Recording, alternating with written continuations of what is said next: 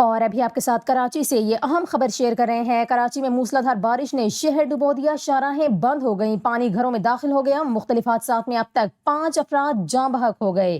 آپ کو بتا رہے ہیں کراچی میں صبح سے ہی وقفے وقفے سے موسلادھار بارش کا سلسلہ جاری ہے۔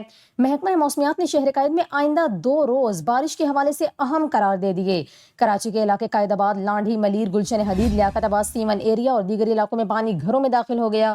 ناظرین، آپ اسکرین پر یہ مناظر دیکھ سکتے ہیں، جبکہ شاہراہ فیصل، آئی I Chundrigar road, M R Kayani road سمیت شہر کی بیشتر شاہراہیں تالاب کا منظر پیش کر رہی ہیں۔ ریسکیو حکام کے مطابق گلستان جوہر بلاک 12 میں گھر کی دیوار گرنے سے 4 افراد جاں بحق ہو گئے، جبکہ اورنگی ٹاؤن سیکٹر 11:30 میں بھی گھر کی دیوار گرنے سے ایک بچہ جاں بحق ہو گیا۔ آپ کو بتائیں کہ ماہر موسمیات کا یہ کہنا ہے کہ شہر کے اوپر مزید بادل بن رہے ہیں، جس سے شہر میں مزید بارش ہوگی۔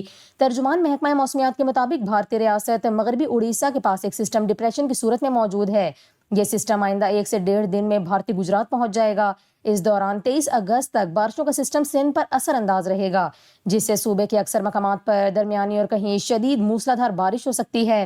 ترجمان کے مطابق بارشوں کا یہ ایک اچھا سسٹم لگ رہا ہے اور آئندہ 2 روز کراچی میں بھی بارش کے حوالے سے بہت اہم ہے، جس دوران درمیانی سے تیز موسلادھار بارش کے باعث شہر میں اربن فلڈنگ ہو سکتی ہے۔